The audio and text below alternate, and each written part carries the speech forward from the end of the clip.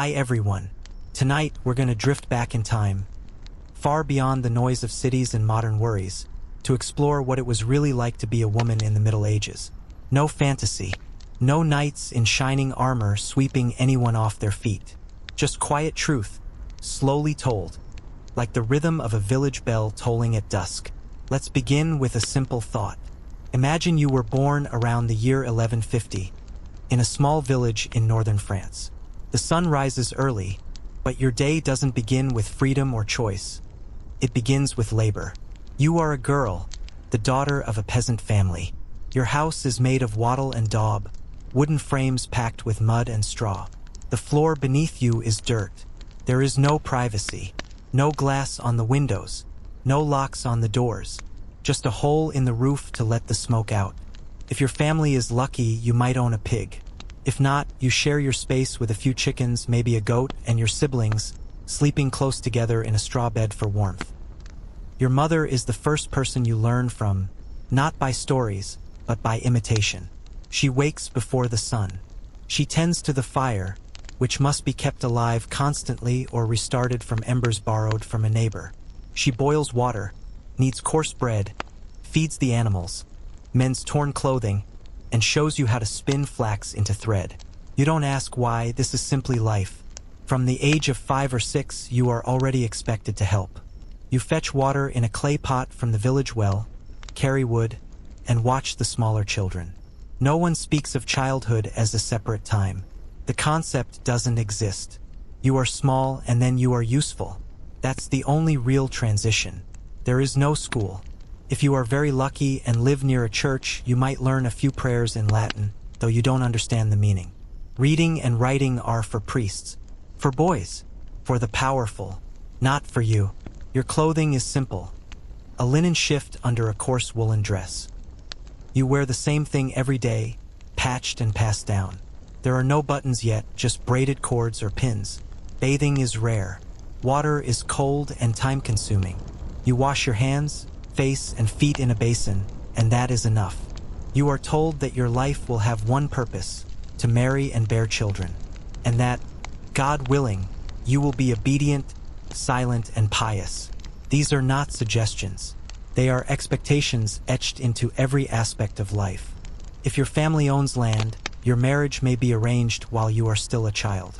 The agreement is not made between you and your future husband. It is made between fathers. You may be married by the age of 12 or 13, especially if you are from a wealthier peasant family. If you are poor, you might marry later, 17 or 18, because there is less to offer in dowry. A dowry is everything. It is the currency of your worth. If your father has goats, land, tools, or a chest of cloth, it may be given to your husband's family. In return, they offer protection, honor, and the promise of grandchildren. But let's pause and look deeper. Marriage is not romantic. It is economic. Contract. Once married, your identity shifts. You no longer belong to your father. You belong to your husband. Legally, spiritually, and socially, you are expected to manage the household while he tends the land. If he dies, you may inherit nothing, unless it was specified in writing, a rarity in an age when few can write. Your days are filled with repetition. You rise, you cook, you clean, you sew. If you are in a village, you bake in communal ovens. If in a manor, you may serve wealthier landowners. If your husband is a craftsman, you help with his trade, spinning, dyeing, weaving, brewing. All unpaid, all expected. And always, there is the looming weight of childbirth. There are no doctors. Midwives deliver babies in candlelit rooms, surrounded by neighbors, prayers, and sometimes fear. Mortality is high for mothers and infants. You prepare linen shrouds in advance. Every birth is a risk. Every child you bear could be your last. Religion permeates everything. You attend mass, cover your hair, and fear sin. A woman who speaks too much is suspect. A woman who reads too much is suspicious. A woman who questions is dangerous. The church teaches that Eve brought sin into the world, that a woman must be modest, meek, and obedient to be virtuous. But not all women live the same life. In towns, women can be merchants, innkeepers, or even run their own businesses. In Italy, some widows take over the family trade and prosper. In convents, women escape marriage entirely and become nuns. Sometimes scholars, sometimes writers, but access to those paths is rare. Most are born, live, and die within a 10-mile radius, never owning land, never voting, never deciding their own fate. Yet within this narrow world, women find ways to survive. They form friendships. They sing while they spin. They share stories. They create beauty in small things. Embroidered cloth, herbal remedies, songs passed down by memory. Quiet rebellions against a life that gives them little voice. And even in silence, they persist. Because despite the rules, despite the expectations, despite the lack of choice, women are central to the survival of every community in medieval Europe. They feed, nurse, teach, and sustain life, not with glory, not with fame, but with constancy.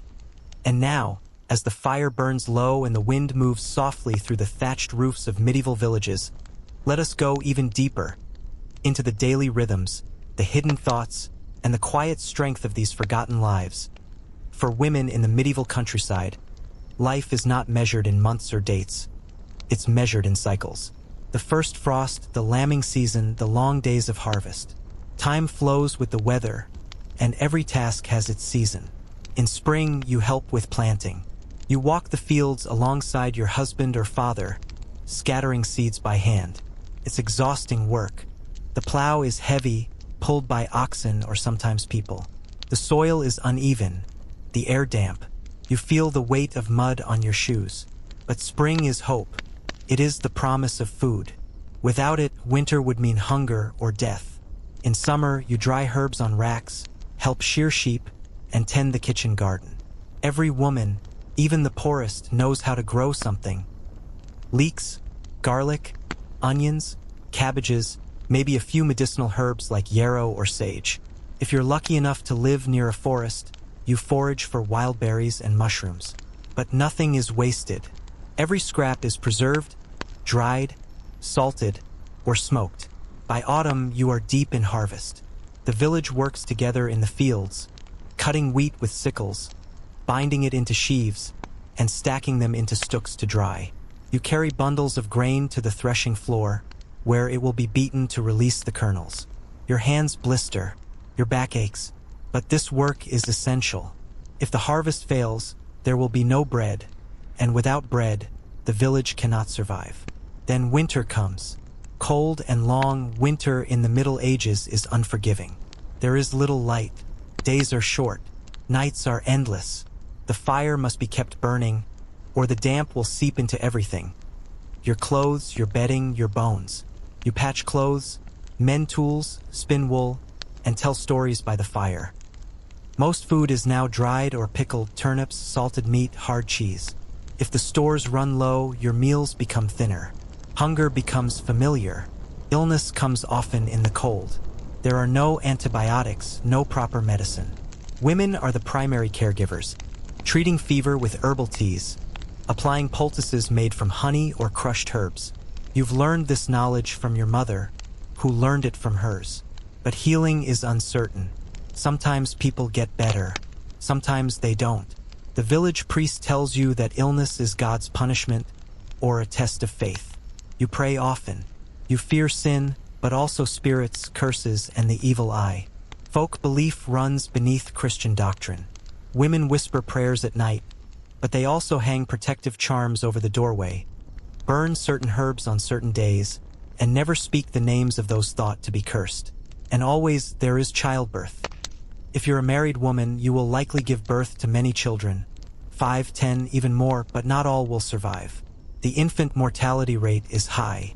Fevers, infections, malnourishment. These are daily threats. You bury small bundles in the churchyard and return home to cook supper. There is no time for mourning.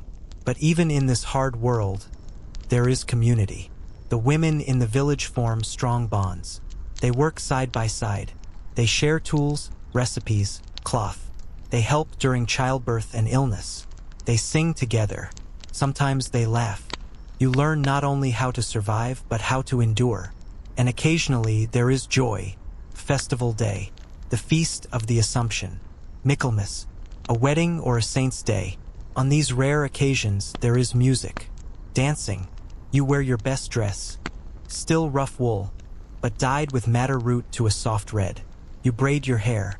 You may drink a little ale, sing songs you remember from childhood. For a moment, you feel light again. But such moments are brief. If you are caught gossiping or disobeying your husband, you may be punished publicly. A scold's bridle, the ducking stool. Shame is a weapon. The church teaches obedience. Silence is a virtue. And yet women talk, not openly, but in corners over fences near the well. Secrets are shared, warnings passed down. The unspoken knowledge of how to survive in a world that gives you no power. Sometimes your husband is kind. Sometimes he is cruel. There is no divorce. Only annulment, which is rare and expensive. If your husband beats you, you are expected to endure it. If he leaves, you may be shunned. The law is not on your side. And yet, some women do find ways to resist. They use words, influence, quiet power. A widow, for example, may inherit her husband's shop in town. She becomes a business owner, paying taxes, managing apprentices, negotiating contracts. In the cities, women can be part of guilds, though usually in the shadows. They work as bakers, brewers, weavers, midwives. Some write not openly, but in convents or under male pseudonyms. One woman, Hildegard of Bingen, became a respected nun, composer, and theologian in the 12th century. Another, Christine de Pizan, wrote defenses of women's intellect in the 15th. But these are exceptions. Most women remain nameless. Their stories passed down only in recipes, superstitions, and faded letters. And yet their lives mattered. Even without fame or wealth or written legacy, medieval women shaped every aspect of society. Raising generations, healing the sick, feeding the hungry, maintaining order. They lived not as queens or warriors, but as the heartbeat of every village. So as you lay still now, eyes closed, listening to the creak of a wooden roof over a peasant home, imagine the quiet strength it took to live each day, to rise early, to endure silence, to carry water in winter, to lose children and still smile at the next sunrise. There is dignity in that, a dignity that history too often forgets. And there is more to tell. In towns, the life of a woman shifts, but not always for the better. The narrow, cobbled streets echo with the clatter of wooden wheels and the shuffle of worn leather shoes. Smoke coils from chimneys and mixes with the scent of dung, fish, and yeast. Cities are louder, dirtier, and more dangerous than rural villages. But they offer possibilities, however slim. You might be the daughter of a merchant, raised in the back room of a shop that sells cloth, spices, or salted meat. From a young age, you help in the trade, standing behind the counter, weighing goods, recording purchases, not in writing, but with counters and verbal agreements. Some fathers teach their daughters the basics of arithmetic and bargaining, not because they value their minds, but because extra hands mean extra profit. As you grow older, your role depends on your family's fortune. If you marry well, you may become the wife of a merchant or tradesman, living above the shop, managing the household, and even overseeing apprentices. If your husband dies and you are clever and careful, you might keep the business running under your name. In some cases, women in medieval cities earn reputations as skilled brewers, seamstresses, or moneylenders. But these exceptions are fragile. A woman who becomes too successful invites suspicion. Rumors begin. Is she a witch? Did she poison her husband? Why is she alone? Why is she not silent? Urban life brings new dangers. Theft, assault, disease. The plague, when it comes, will hit cities first and hardest. Streets fill with cries and bodies. The stench of sickness lingers in alleys, in linens, in breath. There are no hospitals as we know them, only makeshift infirmaries run by religious orders. Women are the first to tend the dying, the last to leave the bedside. And if you're poor, the city is not an opportunity, it is a trap. You live in a one-room tenement, rented from a landlord who barely remembers your name. Your husband, if you have one, works long hours, perhaps as a butcher, a porter, a tanner. You wash clothes by the river, sell scraps in the market, beg when there's no work. Your children are thin. Your hands are cracked. You are overlooked, invisible. Sometimes women enter service in the homes of the wealthy, as cooks, laundresses, chambermaids, nursemaids. You wake before your mistress. You sleep after her. You clean her chamber pot. You heat stones to warm her bed. You keep her secrets. Your own life is put on hold. Your marriage delayed. Your children left behind. Your body owned by the needs of another household. But even among the upper class, freedom is limited. If you are born into nobility, your life is luxurious but tightly controlled. From the age of 7, you are taught to be graceful, obedient, and silent. You learn needlework, music, and prayer, perhaps a bit of French or Latin enough to read a psalter. You do not ride alone. You do not speak uninvited. You do not choose your husband. Your marriage is a political tool, a means of alliance. You are given away like property, often to a man twice your age. On your wedding night, you are expected to smile. On your wedding morning, your sheets are inspected for proof of your virginity. If they are not stained, you may be disgraced. If you fail to conceive, you may be sent away. You exist to produce heirs. But noble women are not powerless.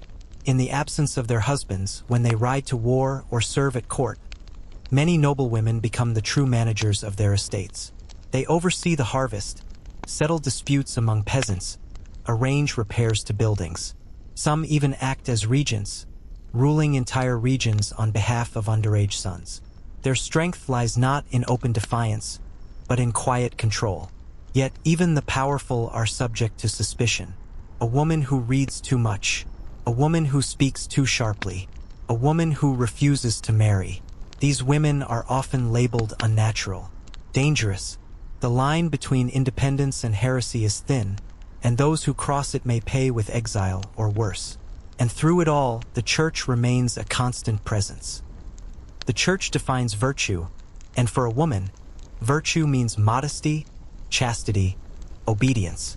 Mary is your model. Eve is your warning. You are taught that your body is a source of sin, your mind a source of temptation. You cover your hair, avert your eyes, kneel quietly. But faith is not always submission. Many women find comfort in prayer, in the ritual of Mass, in the rhythm of chants. Some enter convents, not always by choice, but sometimes by calling. In the cloister, there is work, study, even a kind of peace. You rise early, pray, copy manuscripts, tend gardens, heal the sick. You live with women, away from the dangers of men. You give up family and freedom, but you gain safety and structure. And in rare cases, a voice. There are nuns who write letters, compose music, even advise kings. Behind the walls of the convent, some women find the space to think freely, though their words must still be framed in humility and piety. Back in the village, the rhythm of life continues. The sun rises and sets. Children are born and buried. Women carry water, bake bread, raise children, care for the dying, and start again. Their names are not recorded. Their faces are not painted. But they are the spine of medieval society. They teach, they heal, they endure. And as you rest now, listening to the soft hush of time passing like wine through stone halls and candlelit kitchens, remember that history is not only made by kings and warriors, but by the countless women who quietly shaped the world beneath them that lie in the dark corners of the Middle Ages, where superstition fills the silence left by science. Women often become the keepers of mysterious knowledge and sometimes the scapegoats of fear. If you are an older woman, unmarried or widowed, living alone on the edge of a village, people begin to look at you differently. Maybe you know too much about herbs. Maybe your cat lingers by the church too often. Maybe someone's baby died and you passed them on the road that morning. That's all it takes. Whispers begin. They say you cause milk to sour, crops to rot, children to fall ill. You are a woman, and you live without a man's protection. This makes you dangerous, or invisible, or both. You are called a witch, not always loudly, but always carefully. No one wants to be the first to say it. No one wants to be the last to believe it. But in truth, you are likely nothing more than a midwife or a healer, or simply a poor woman with no family to defend her. Your crime is survival without permission. The church rarely speaks of witches during the early Middle Ages. In fact, many clerics dismiss such accusations as ignorant superstition. But among villagers, fear travels faster than doctrine. By the later centuries, that fear will grow into formal trials, inquisitions, and executions. But for now, suspicion alone is enough to isolate you. Still, women carry knowledge. Practical knowledge. You know which plants soothe a fever. You know how to ease the pain of childbirth with warm compresses and whispered prayers. You know which bark to boil for a cough, which roots to avoid. You know how to treat lice, toothaches, burns, and bites. There are no universities to certify you, no written texts in your hands. But your skills are passed down in stories, in gestures, in shadow.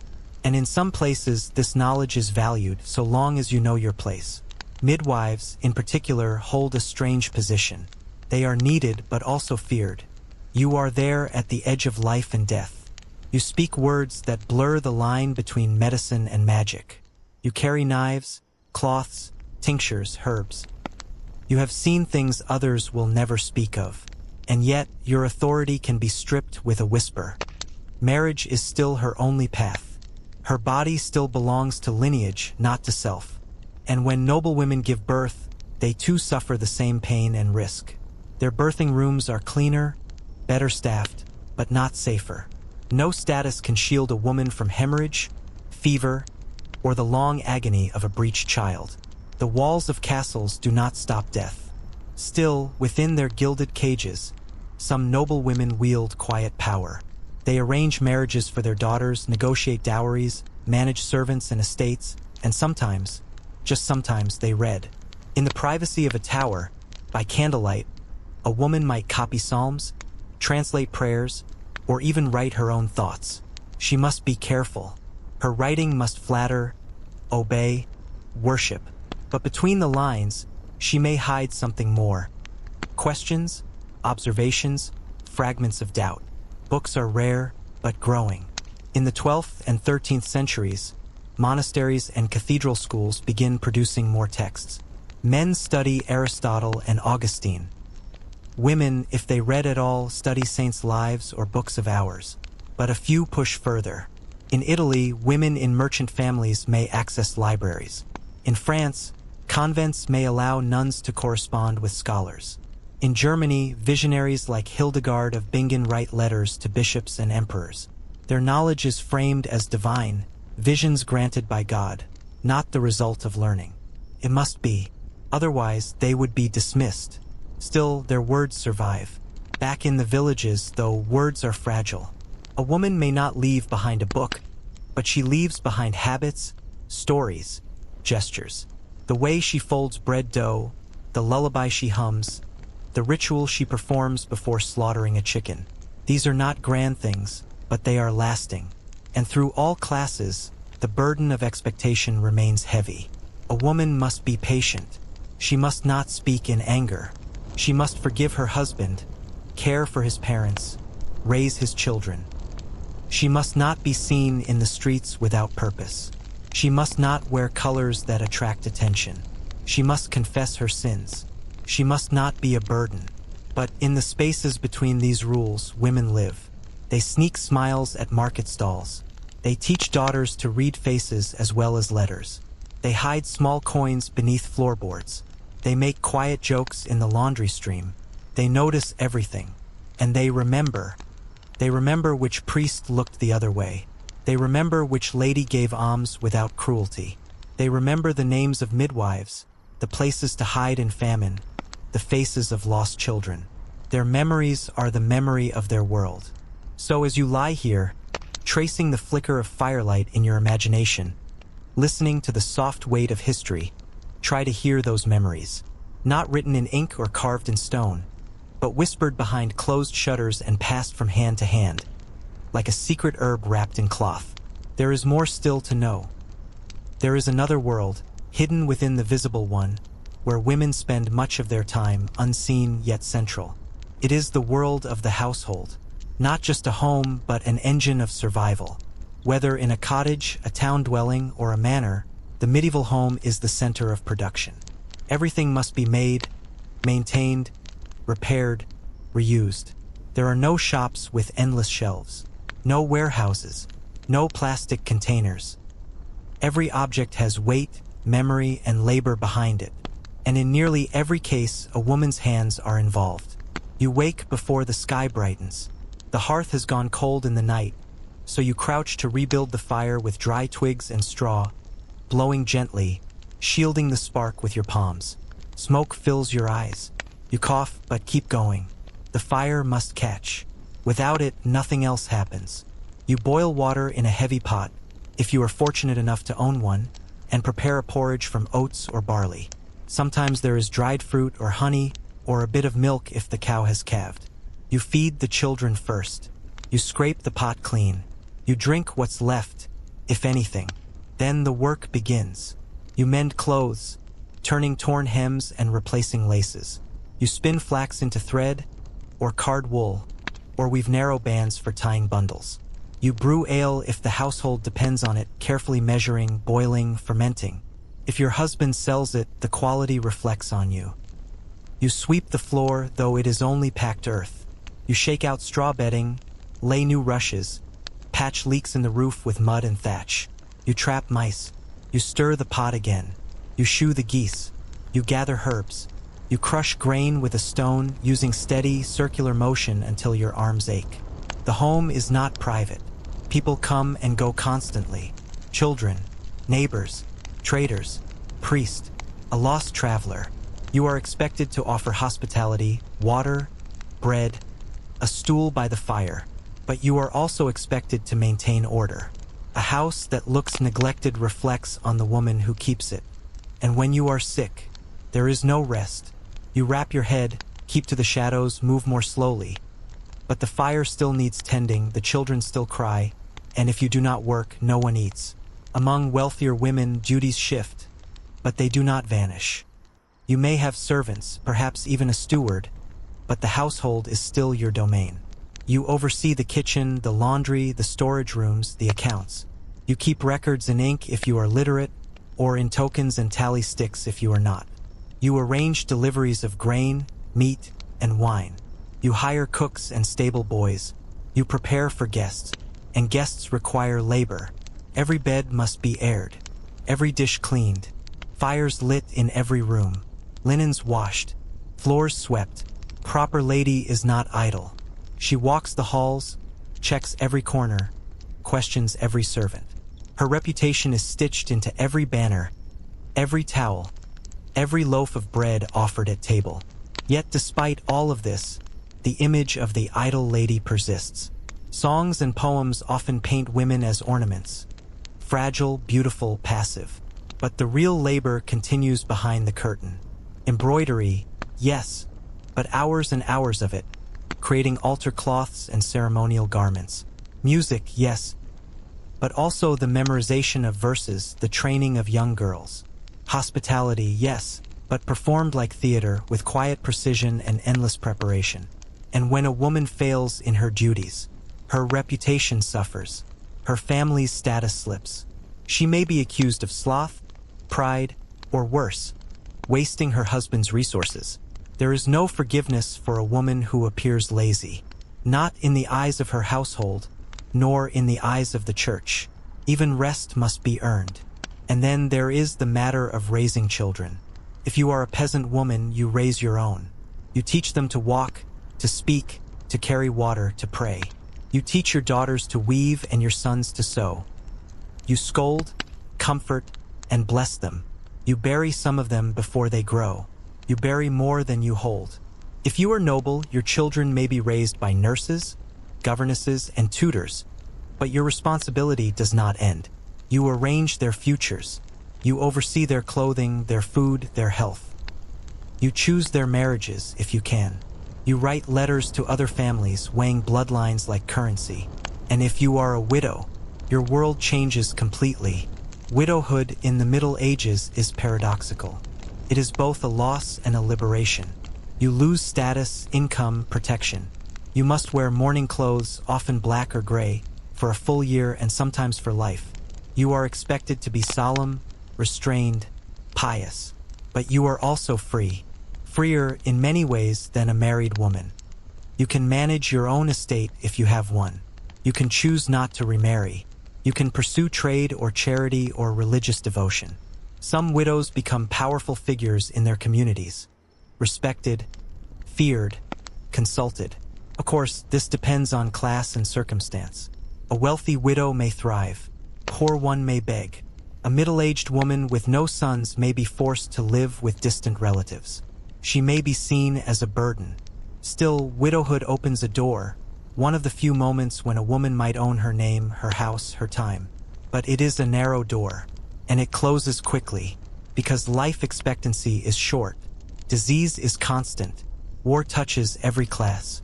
Famine is always one bad season away. And in the end, few women live to old age. Fewer still are remembered.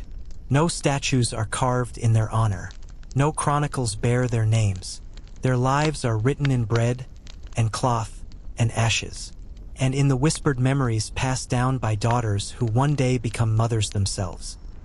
So as the candle dims and the imagined hearth cools, listen for them. Listen to the rustle of skirts in the morning, the murmur of lullabies, the scrape of stone on grain. These are the sounds of women's work, the endless, necessary rhythm of survival.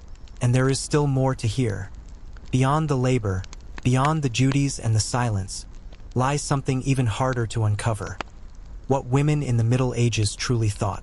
Their inner lives are mostly lost. Their letters, if they wrote any, were rarely kept. Their feelings are hidden behind the duties they performed and the expectations they bore. But still, fragments remain. In the margins of illuminated manuscripts, monks sometimes doodled. Tiny drawings of women, laughing, dancing, scolding children. These were not grand portraits or religious icons, but glimpses of real life. In court records we find testimonies, raw, rushed, dictated under pressure, where women speak plainly about marriage, hunger, theft, jealousy. Not poetry, but truth. Some women dictated wills. Their choices, even in death, reveal values. A linen shift left to a niece. A crucifix gifted to a convent. A cloak passed to a sister because she was always kind.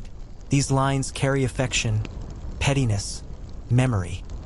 They show us that even when women had no voice in the public square, they still found ways to be heard. And sometimes they wrote directly. Christine de Pizan, in the early 1400s, argued that women were not inherently inferior. Her words are precise, calm, but firm. She didn't shout. She reasoned. She used examples from history, scripture, and philosophy to make her point. She was not alone, but she was rare. A woman who defended women, not as saints or mothers or muses, but as people. And there were women mystics, Julian of Norwich, Marjorie Kemp, who wrote of visions of personal communion with God, of suffering and transcendence. Their works were deeply spiritual, often strange, but unmistakably full of emotion. In them we find fear and hope, longing and clarity, not just theology but life. But what about the women who never wrote? The ones who lived and died in silence? We read them through customs, through laws, through church sermons that warned against their laughter, their vanity, their independence. Through court records where a woman's defense is that she was hungry, or protecting her child, or didn't know what else to do. And through archaeology, we find things they touched. Combs, rosaries, tiny pins, worn shoes. In graves, we find beads sewn into veils, knives tied at the hip, small glass mirrors. Symbols of vanity, yes, but also of care. A desire to remain presentable, to look in the mirror and remember one's face in a world that often looked away. Women knew how to tell time by the sun. They knew how to count months by the moons and the maturing of grain. They marked feast days, saints' days, market days. Their calendars were lived, not written. And they were storytellers. Oral tradition belonged to women as much as to men. Around the fire, while spinning or darning or stirring, stories were told. Of foxes and saints, clever girls and cruel lords, devils who lost to wise widows. These tales weren't written down for centuries, but they shaped generations. You learned them from your grandmother. You passed them to your daughter. You gave meaning to the things that frightened you, birth, death, illness, betrayal, by turning them into stories where someone, somehow, survived. And laughter existed, too. Even in the hardest winters, women found reasons to laugh. At a neighbor's pride, at a child's mischief, at the absurd rules of men. Humor, though rarely recorded, ran through medieval women's lives like a warm current beneath cold ground. It helped them endure. And friendship, the bonds between women, though rarely commemorated, were strong. You shared a bed, a cup, a secret. You worked side by side in the fields or by the fire. You helped each other give birth. You held each other through mourning. You loaned cloth and herbs and stories. You knew who would listen and who would not. Even love between women existed, though it was seldom named. Letters between nuns or between noblewomen sometimes spoke of longing in soft tones, of missing one another's touch or voice. Whether platonic or something more, these connections offered comfort in a world with few soft places. And then, of course, there was faith. Not always loud, not always obedient, but often deep. You might pray not because the church told you to, but because it was the only place where your voice felt heard. You might light a candle not out of fear of hell, but in memory of a lost child. You might kneel not in submission, but in surrender to something greater than the pain you endured daily. Faith was practical, a rhythm, a habit, a kind of peace, and sometimes it offered real community. Confraternities and sisterhoods allowed women to gather, to support each other, to raise funds for the poor, to prepare the dead for burial. These were small freedoms, but they mattered. Place to belong, purpose beyond the home. Yet despite all this, the historical gaze mostly passes over women. Chroniclers focused on battles, kings, borders. They did not record who made the bread that fed the army, who boiled the linen that cleaned the wounds, who buried the dead after the war moved on. But you are here now listening, and that matters, because to remember is to honor. To hear the rustling skirts and whispered prayers of the past is to bring them back, not as shadows, but as people. So now, as you drift deeper into sleep, picture a village quieting at dusk. Smoke rising in slow ribbons. A mother brushing her daughter's hair. A widow lighting a lamp. A group of women laughing softly in the dark, knowing tomorrow brings more of the same, and still, they endure. There is more still to uncover. Sometimes, the only thing left behind by a woman's life is what she wore. Clothing in the Middle Ages was not fashion, it was identity, law, and survival. It told others who you were, where you belonged, and what was expected of you. It was also a kind of language, and for women it was tightly controlled. Sumptuary laws, enforced in many parts of Europe, dictated who could wear what. Colors, fabrics, trims, these were not just matters of taste. They were declarations of status. A noblewoman might wear scarlet or deep blue, colors expensive to dye, while a peasant woman wore browns, grays, faded greens, wool dyed with what she could find. Onion skins, nettles, or walnut husks. Your outer dress, called a kirtle or gown, was long, practical, and layered. Beneath it, you wore a chemise, usually of linen, the only fabric soft enough to touch the skin. Linen was valuable. A well-washed chemise might be passed down through generations, patched and repurposed until it fell apart. There were no zippers, no buttons at first. Clothing was fastened with laces, pins, or simple brooches.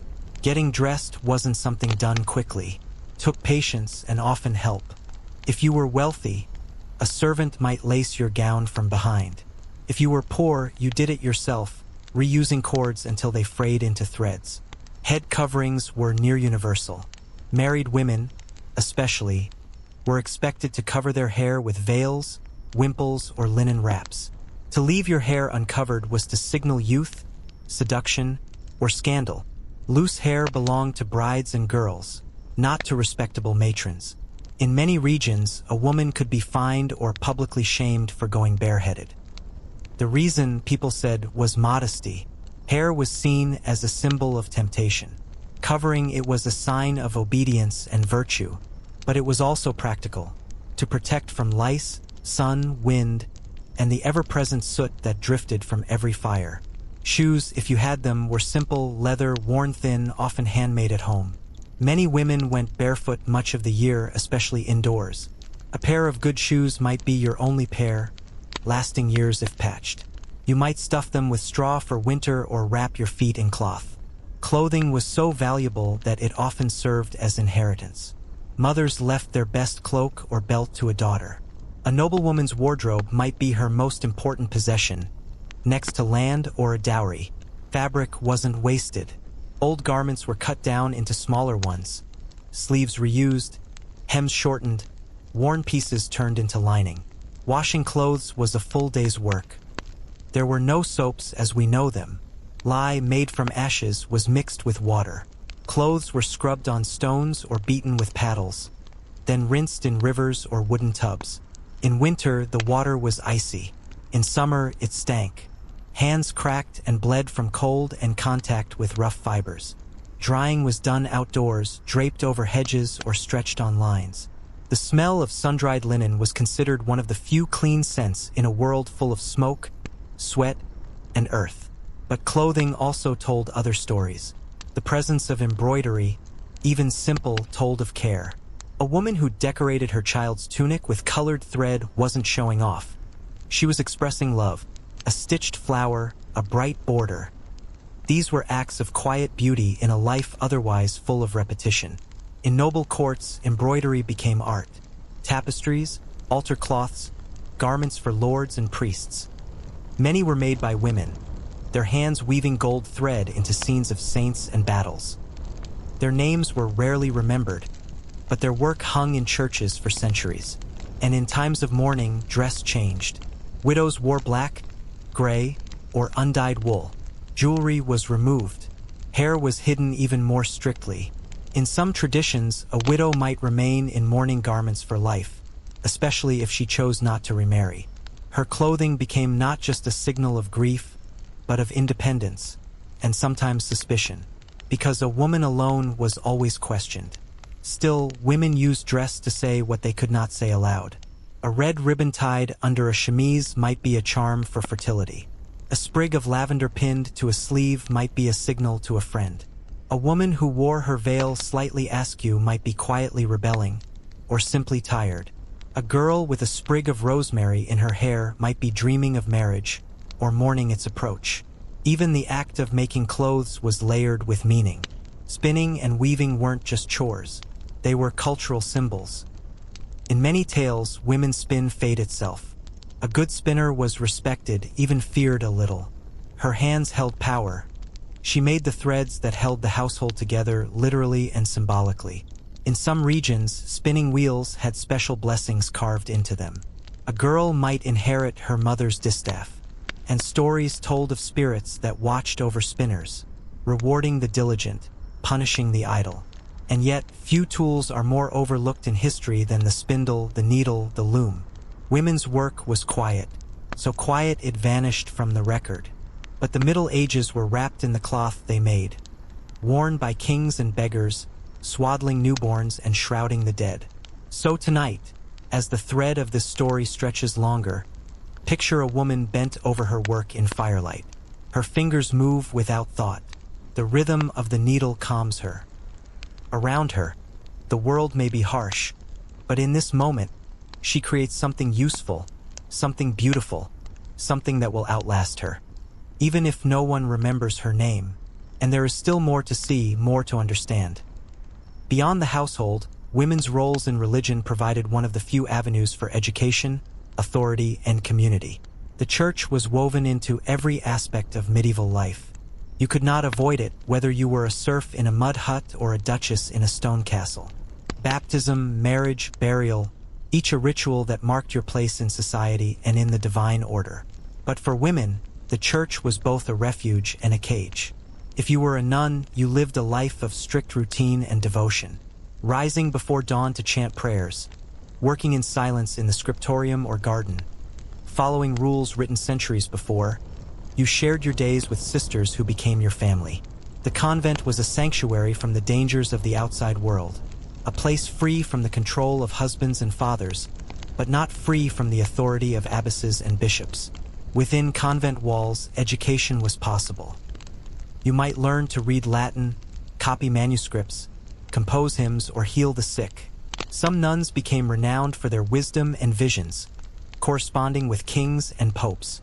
Their writings, sometimes poetic, sometimes practical, offer rare insights into women's thoughts and spirituality. Yet the decision to become a nun was rarely free. Many girls entered convents as children, sent there by families who could not provide dowries or wished to secure alliances. Some women chose the cloister for safety or piety. Others were forced.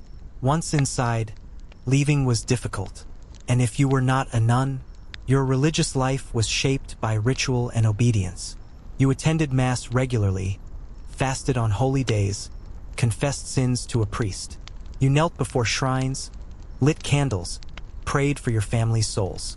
The church taught you humility, chastity, and charity. It told you to obey your husband and honor your father. But beneath the surface, women's faith could be complex. Pilgrimages drew thousands, including women seeking miracles or cures. You might journey for days or weeks, facing cold, hunger, and danger, to reach a holy site like Canterbury or Santiago de Compostela. You carried prayers in your heart, offerings in your hands, hopes for healing or forgiveness. In folk religion, women held significant roles as midwives, healers, and guardians of local traditions. These practices blended with Christian beliefs. You might sprinkle holy water over a newborn, but also hang protective herbs by the door. You might trust a saint's relic, but also a grandmother's charm. And when disaster struck, plague, famine, war, the church's promises of salvation became both comfort and mystery. Many women cared for the sick and dying, their hands dirty and trembling. Some turned to mysticism, experiencing visions or ecstatic prayer, seeking meaning in suffering. But religious authority was overwhelmingly male. Women could not become priests or bishops. Their voices were often silenced or dismissed in official doctrine. Still, they found ways to influence faith through charity, patronage, and community leadership. Noble women founded churches, donated relics, and commissioned art. Peasant women led prayer groups, taught children, and preserved oral traditions. Widows sometimes sponsored masses for the dead or maintained chapels on their lands. Through religion, women shaped medieval culture as much as any king or scholar. And faith intertwined with daily life in profound ways. Prayer was not just spiritual, it was practical. You prayed for a good harvest, a safe birth, a husband's return from war. You prayed to saints known for healing wounds or granting fertility. You trusted in divine justice even when earthly justice failed. The church calendar marked your year. Holy days brought rest and celebration. Feasts of saints, Christmas, Easter, Pentecost. These punctuated your toil with moments of community, song, and food. Festivals might include dancing, games, and even forbidden pleasures, brief breaks from strict rules. But after celebration came fasting. Fasting was demanding. Meat was forbidden on certain days. You ate fish or vegetables, sometimes barely enough to keep going. Fasting taught discipline and humility, but it also left you weak. And in this cycle, women lived their faith deeply, even if quietly. So as your eyes grow heavy and the world of the past blurs with the night, imagine a woman in a stone chapel. Her hands folded, eyes closed, candlelight flickering on rough walls. A soft murmur of prayer rising like incense. Her voice is small, but her faith is vast. And still, there is more to know. One of the most delicate and perilous times in a medieval woman's life was childbirth. This event, both sacred and terrifying, shaped her existence and her family's fate. In the quiet dawn of a spring morning or the heavy heat of summer, a woman's labor might begin suddenly or stretch for hours. There was no doctor to call, no hospital bed. Instead, you were surrounded by other women, your mother, your sisters, the village midwife, and sometimes a neighbor. The midwife was a figure both respected and feared. She knew the signs of labor, the rhythms of pain, the tricks to ease suffering. She carried herbs for nausea, oils for aching muscles, and sometimes prayers whispered under her breath. She held your hand, wiped your brow, guided your breath. Yet even the most skilled midwife could do little against complications. If the child was breech or if bleeding did not stop, there was no cure. Death was common. Women might die giving life. Babies might be stillborn, or weak and unable to feed. The church saw childbirth as both a blessing and a trial, a test of faith. Women were encouraged to pray to saints like Saint Margaret or Saint Anne, protectors of mothers and children. Holy water was sprinkled on the bed. Relics were placed near the birthing chamber. The hope was that divine grace would smooth the journey. After birth, a woman's body was vulnerable. She rested, if she could, wrapped in linens, her strength slowly returning. Her breasts filled with milk, nourishing the child who might survive the fragile first weeks. Breastfeeding was an intimate bond, but also a social expectation. Women who could not or chose not to nurse might employ wet nurses. Other women, often poorer or widowed, who made their living feeding another's child. This practice created complex relationships and sometimes gossip, but it was necessary. Children were precious and fragile. Infant mortality was high, often exceeding 30 to 50%. Mothers mourned in silence, buried tiny bodies in churchyards, and prepared to try again. Raising children was constant work, teaching them prayers and manners, watching for illness, tending to scraped knees, and carrying them when they were too weak to walk. Mothers shaped the next generation, their influence weaving into every aspect of a child's future. But motherhood also came with sacrifices. A woman's body might never fully recover. She bore children in rapid succession, often every 2 years or less. Each birth was a gamble, and many women died young from exhaustion or infection. Pregnancy and childbirth were isolating, too. A woman might be confined to a birthing bed for weeks, dependent on others. She was vulnerable physically and emotionally. Yet, there was also a strange strength in this time. A connection with other women, a passing of knowledge, a shared endurance. Even after a child grew, a mother's care continued. You fed them, clothed them, disciplined them. You prepared daughters for the roles they would inherit, sons for their futures as lords, knights, or laborers. In the nobility, children's futures were often arranged before birth.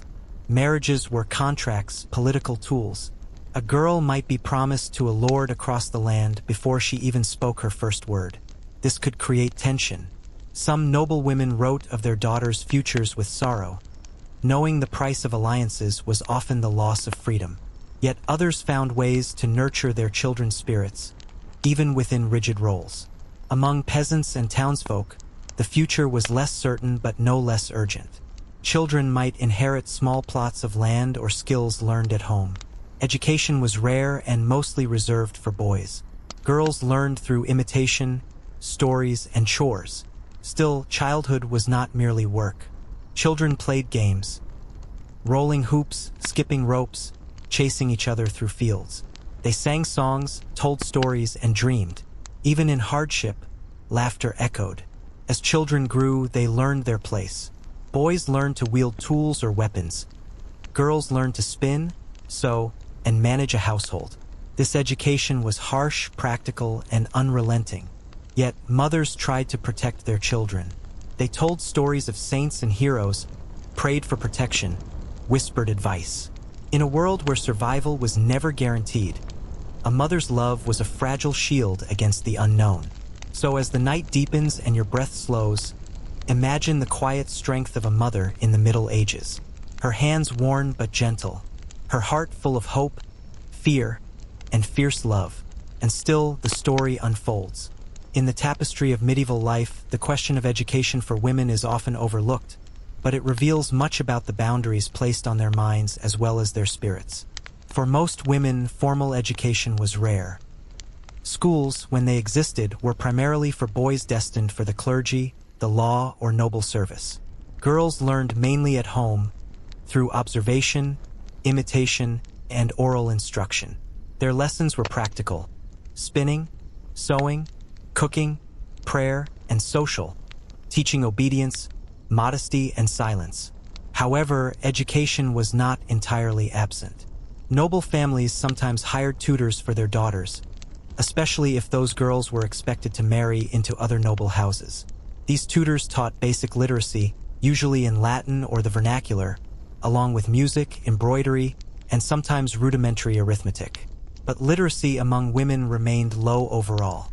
Convents were one of the few places where women might receive an education beyond domestic skills.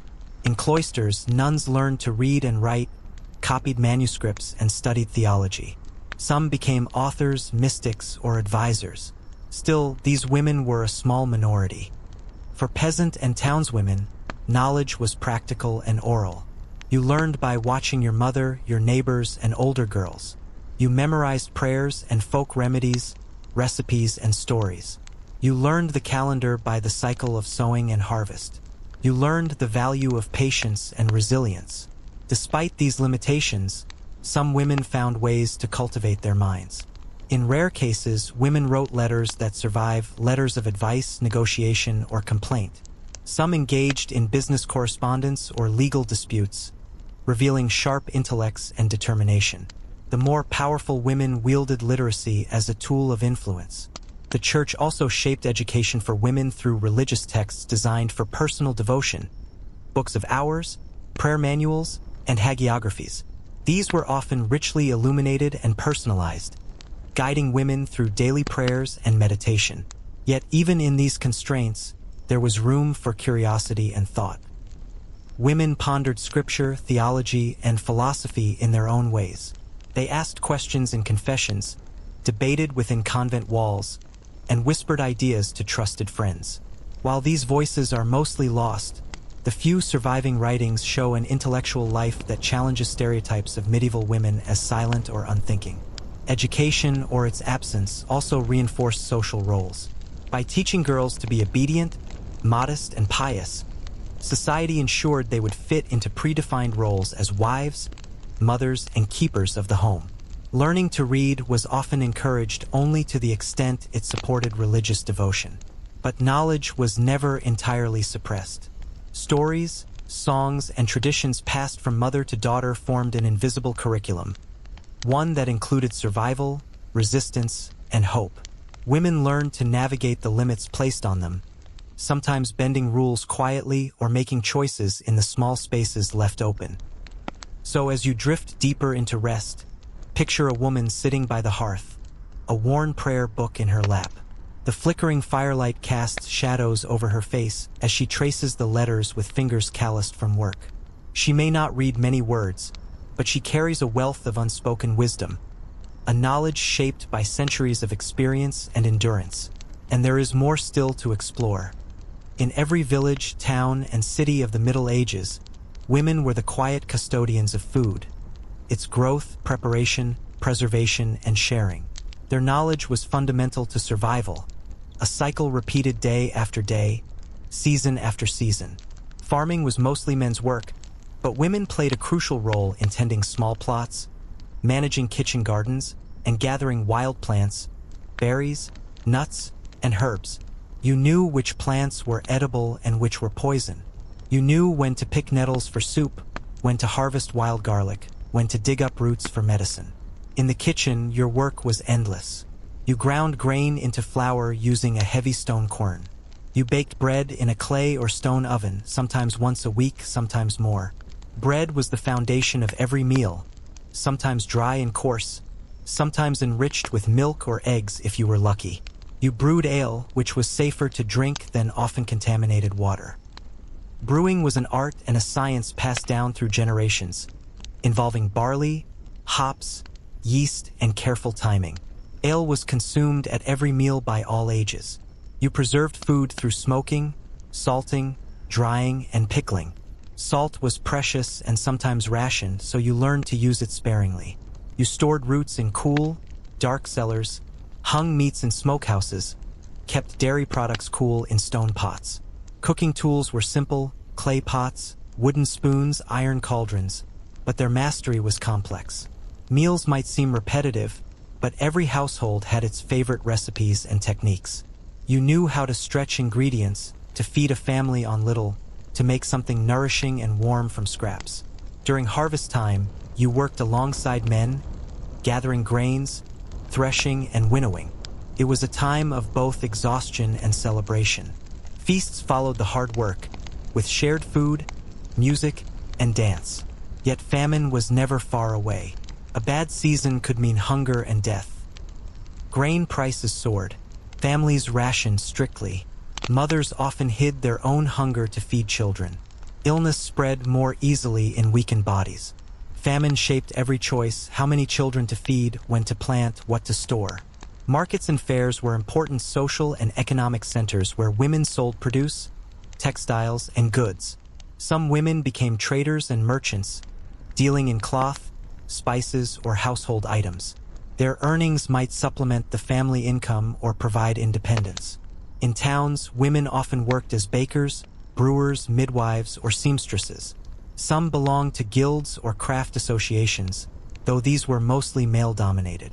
Still, widows sometimes inherited their husbands' businesses, keeping the family trade alive. Food was also deeply tied to ritual. Church fasting days shaped menus. Fish was eaten on Fridays and holy days, while meat was reserved for feast days. Bread was blessed and shared in religious ceremonies.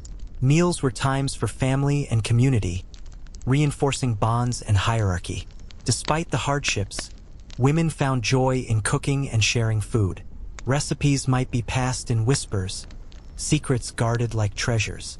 A perfectly risen loaf, a spiced stew, a honeyed cake for a celebration. These small victories brought pride and comfort. So, as your eyelids grow heavy, imagine a woman at dawn, kneading dough with strong hands. The scent of yeast rises in the cool air. Outside, roosters crow. A new day begins, full of work, hope, and the endless rhythm of life. And still, there is more to tell. In the fabric of medieval society, women's legal rights were tightly bound to their status: daughter, wife, widow, and to the customs of their region. The law was a landscape often unfriendly to women, yet it also provided some protections and a framework for action. As a daughter, your fate was largely in the hands of your father or guardian. You could inherit property if no male heirs existed, but in many places, laws favored sons or male relatives. Your marriage was arranged, often as a contract linking families for economic or political gain. Your consent was rarely sought, and your voice was limited. As a wife, your legal identity was largely merged with your husband's.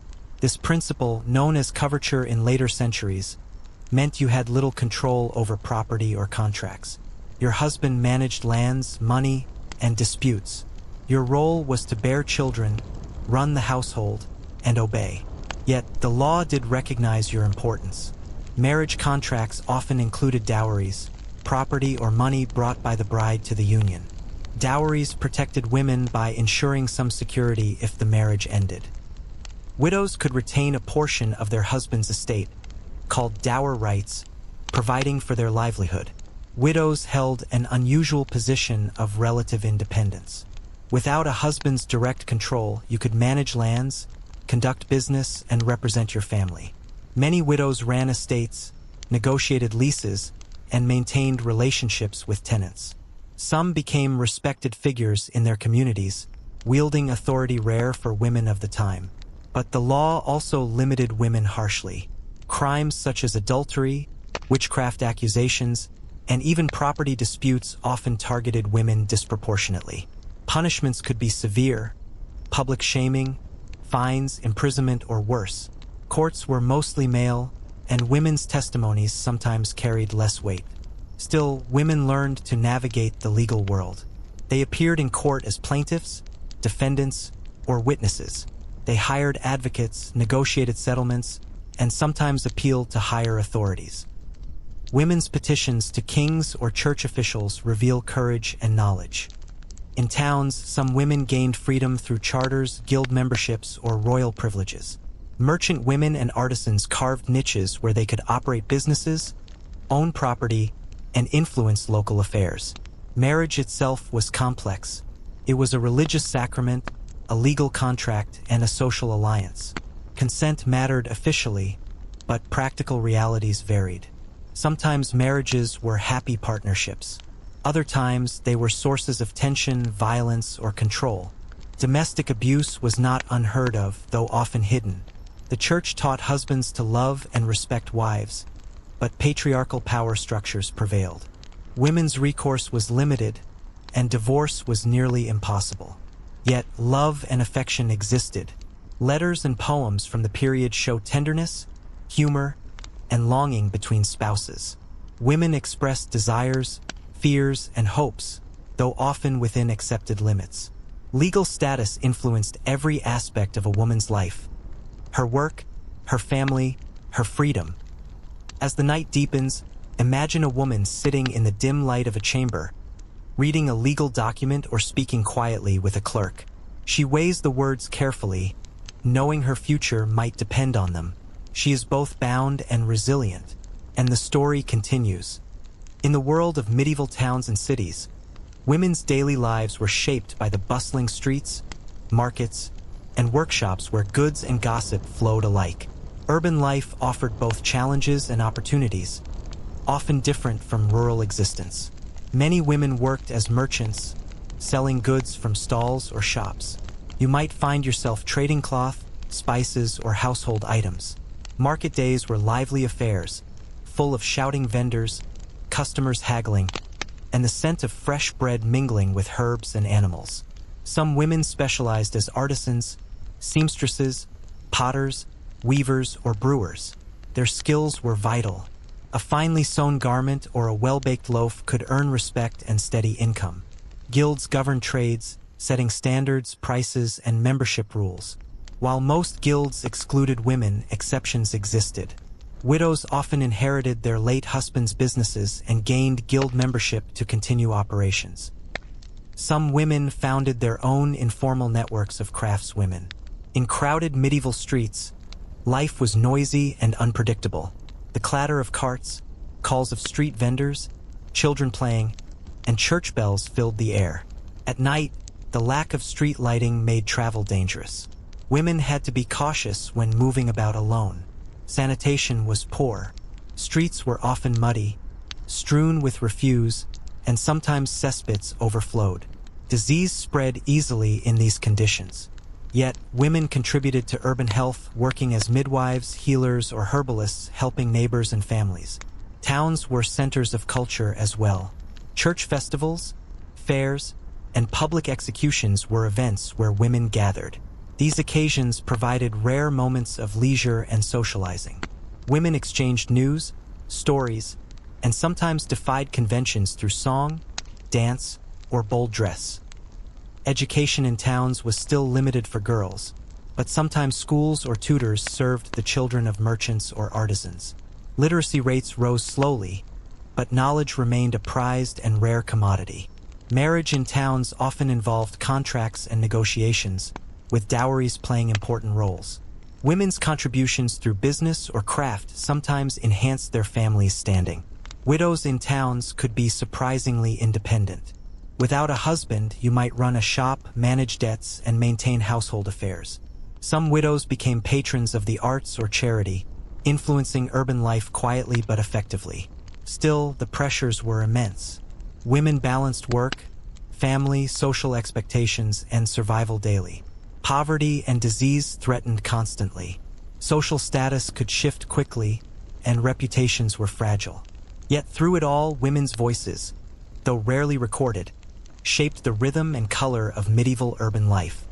So as you settle into sleep, picture a woman standing in the market square at dawn. She arranges her goods with care, greeting neighbors with a nod. The city wakes around her, noisy, crowded, alive, and the story unfolds further. Among the many responsibilities women carried in the Middle Ages, one of the most vital and yet least documented was their role as healers and caregivers. Medicine as a formal practice was largely controlled by men trained in universities or within church hierarchies, but women's contributions in health and healing were indispensable. Most healing knowledge passed down through generations, rooted in herbal remedies, practical experience, and folk wisdom. You learned which plants eased pain, which roots stopped bleeding, and how to prepare poultices or infusions. You might carry a small pouch of herbs or oils, ready to tend to family and neighbors. Midwives were essential figures in every community. Their expertise extended beyond childbirth, including general care of women and children. They understood the rhythms of the female body better than most men, and their role was respected though sometimes viewed with suspicion. However, healing was also entwined with superstition and fear. Women healers could be accused of witchcraft, especially during times of crisis or social unrest. Healing arts straddled a fine line between accepted practice and taboo. Some women used charms, prayers, or rituals believed to protect against evil spirits, curses, or disease. Hospitals and infirmaries, usually run by religious orders, cared for the sick, but often in harsh conditions. Women served as nurses, attendants, and caretakers. Their labor was exhausting and unglamorous, yet vital. The church both promoted and limited women's roles in healing. Saints were invoked for cures. Relics and pilgrimages sought divine intervention. Yet the official medical texts rarely acknowledged women's knowledge, and female practitioners had no formal licenses. Still, in villages and towns, women's healing persisted. You might be the first responder when illness struck. You comforted the feverish, cleaned wounds, delivered babies, and provided solace in death. Your presence was a thread of continuity in uncertain times. Family care was unpaid, constant, and demanding. Women balanced this with other duties, often neglecting their own health. And health was fragile. Disease was everywhere: plague, smallpox, measles, tuberculosis. Without modern medicine, prevention was limited to hygiene, diet, and faith. Contagion spread rapidly, especially in crowded conditions. When plague struck, women's roles multiplied. They cared for the sick, buried the dead, and maintained households despite fear and loss. Despite hardships, healing was an act of compassion and knowledge. Connected women to the earth, to tradition, and to community. It was a source of power, responsibility, and identity. So as you rest now, picture a woman gathering herbs at dawn, her basket heavy with yarrow, lavender, and chamomile. The soft rustle of leaves and birdsong is her companion. She moves quietly, bearing the wisdom of countless women before her. And the story goes on. In the complex social web of medieval life, marriage was one of the most significant institutions shaping a woman's fate. It was not simply a personal bond, but a contract binding families, lands, and alliances. Marriage could be arranged as early as childhood, especially among nobility. Young girls were promised to distant lords or heirs to secure political alliances or economic gain. Their consent was often secondary to family interests, and the emotional realities were overlooked. The ceremony itself was steeped in religious ritual and social significance. A mass might follow a simple exchange of vows, witnessed by family and neighbors. Gifts were exchanged: a dowry from the bride's family, a bride price from the groom's. These gifts were not mere tokens but crucial parts of the economic contract. Once married, a woman's status changed. She was no longer her father's daughter but her husband's wife. Her legal identity, property rights, and social standing were linked to her spouse. She was expected to bear children, manage the household, and support her husband's social and economic endeavors. For many women, marriage meant new responsibilities and challenges. Running a household was an enormous task. A noblewoman oversaw servants, managed estates, planned feasts, and ensured supplies. A peasant wife worked alongside her husband in the fields, cared for animals, preserved food, and raised children. Love, affection, and companionship varied widely. Some marriages were partnerships of mutual respect, while others were marked by tension or neglect. Divorce was rare and difficult, but separations or annulments did occur in exceptional cases, often involving church authorities. Infidelity was a concern, especially for noble families, where inheritance depended on legitimate heirs. Laws and customs varied, but punishments for adultery could be severe for women, ranging from public shaming to banishment. Widowhood, though often feared, offered some women greater independence. A widow might inherit her husband's property or control her dowry, allowing her to manage estates, conduct business, or live alone. Some widows chose not to remarry, preferring autonomy despite social pressures. Marriage also intertwined with social expectations and religious teachings. The church emphasized marriage as a sacred institution, encouraging fidelity, obedience, and procreation. Sermons, manuals, and literature shaped ideals of wifely behavior, modesty, humility, and diligence. Yet within these constraints, women found ways to exert influence. Through managing households, educating children, maintaining social networks, and sometimes even advising husbands, wives contributed to family and community stability. As you drift deeper into sleep, imagine a bride in her simple gown, standing before a flickering altar. The soft murmur of prayers surrounds her. Her future is uncertain but filled with hope and responsibility. The world she steps into is vast and demanding, but she is not alone. And the story continues. The daily rhythm of life for medieval women was defined by endless labor, both visible and invisible, shaping not only their own survival but that of their families and communities. From dawn's first light, your hands were busy, whether tending to animals in the barn, sweeping the hearth, washing clothes by hand, or preparing meals. The hours passed in a cycle of tasks that rarely paused. The work was physical and unrelenting, demanding strength, endurance, and resilience. Many women balanced multiple roles. You might be a mother, a wife, a farmer, and a craftswoman all at once. When fields needed tending, you helped sow and reap.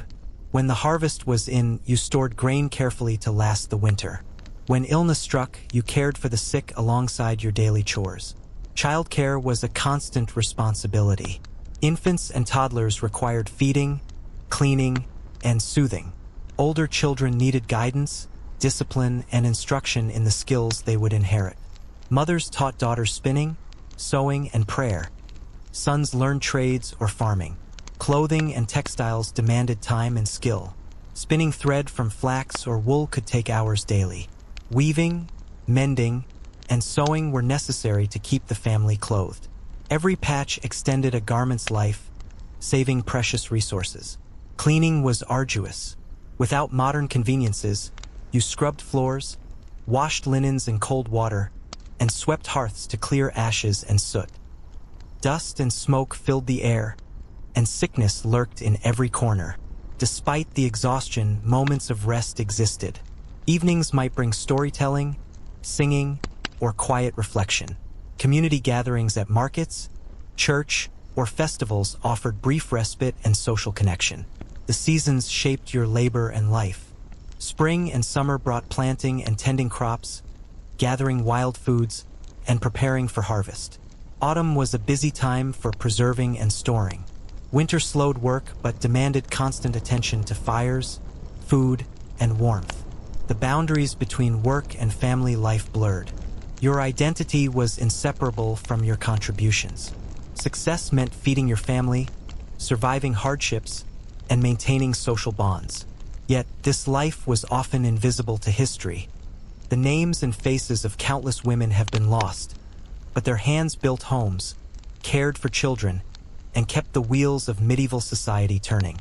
As you grow drowsy, picture a woman resting briefly by the fire, her hands worn but steady. The faint crackle of embers soothes the night.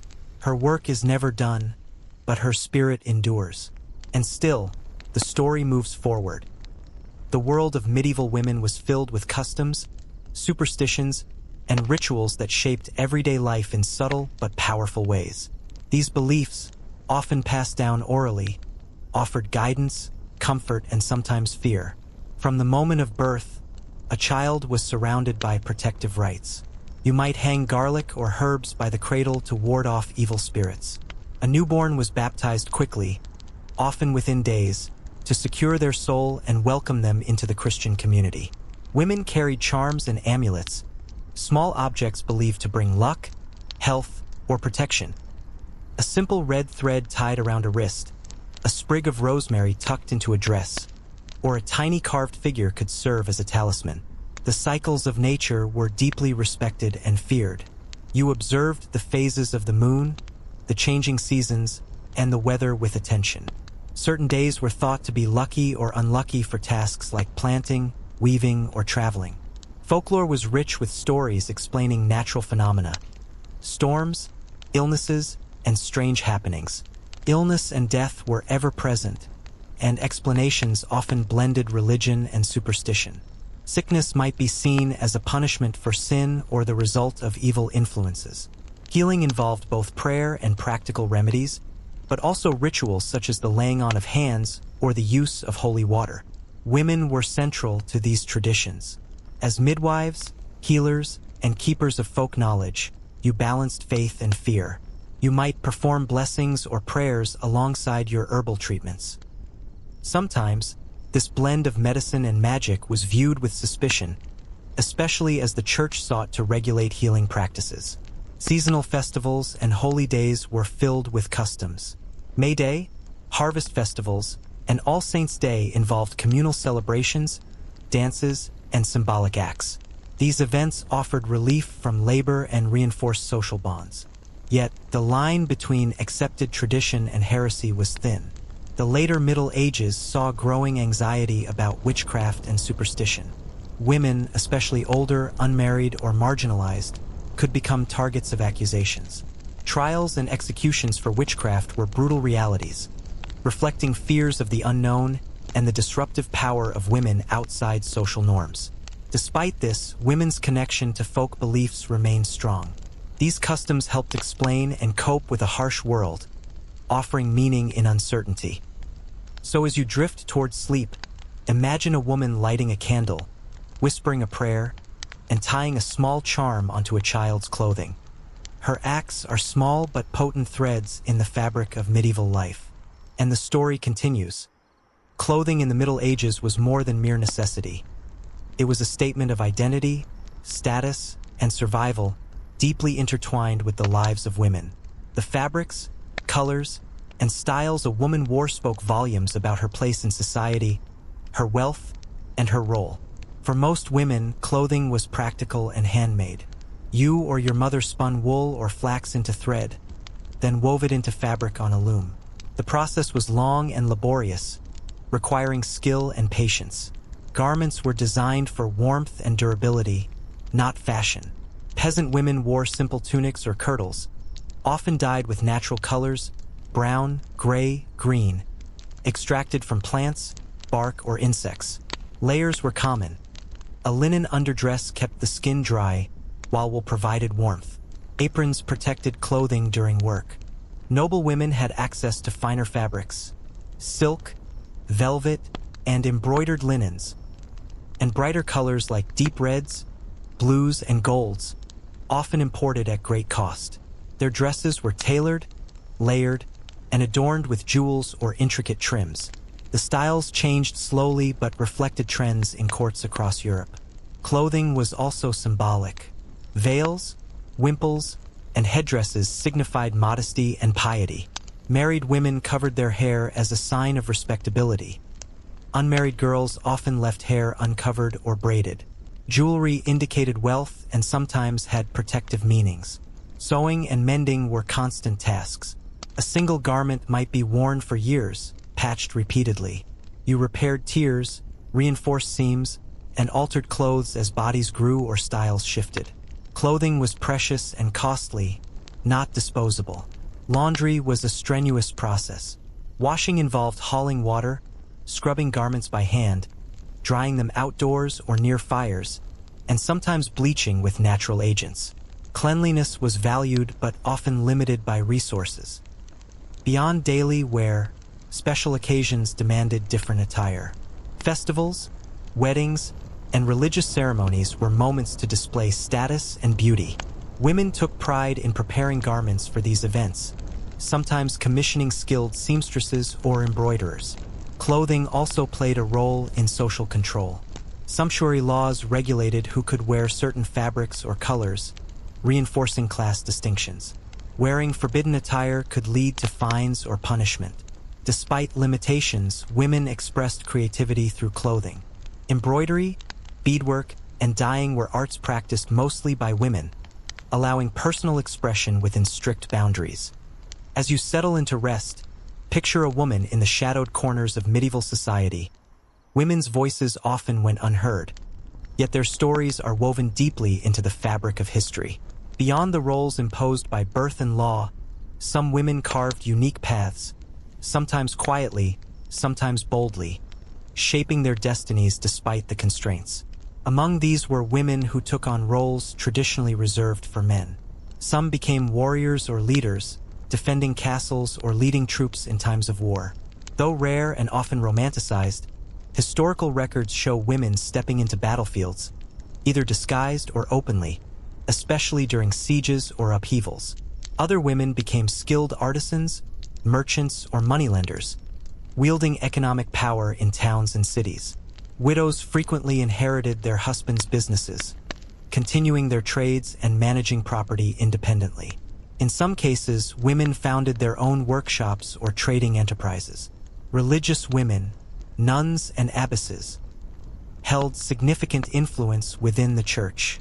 Powerful abbesses governed large convents, managed lands, and corresponded with kings and popes. Their spiritual authority often translated into political and economic power within their communities.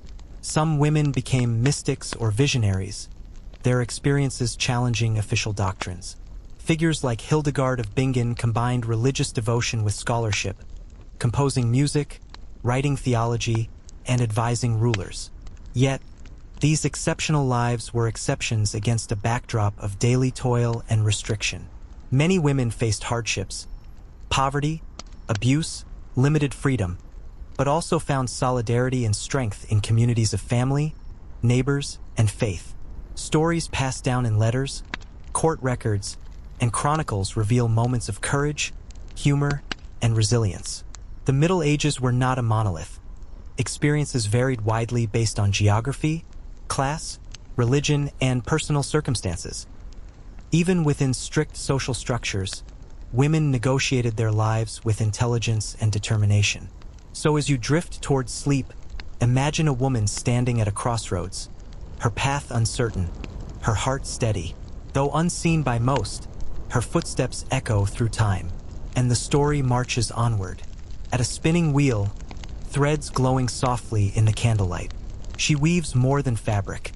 She weaves identity, tradition, and survival. Her work dresses generations and tells stories in every stitch, and the tale moves forward.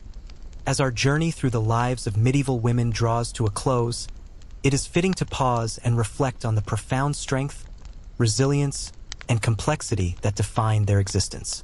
Though centuries have passed, the echoes of their experiences still resonate, offering lessons and perspectives that transcend time. Medieval women lived in a world shaped by rigid structures, social, religious, and legal, that often confined and limited them. Their days were filled with relentless labor, care, and duty. Yet within these boundaries, they found ways to express love, hope, creativity, and agency.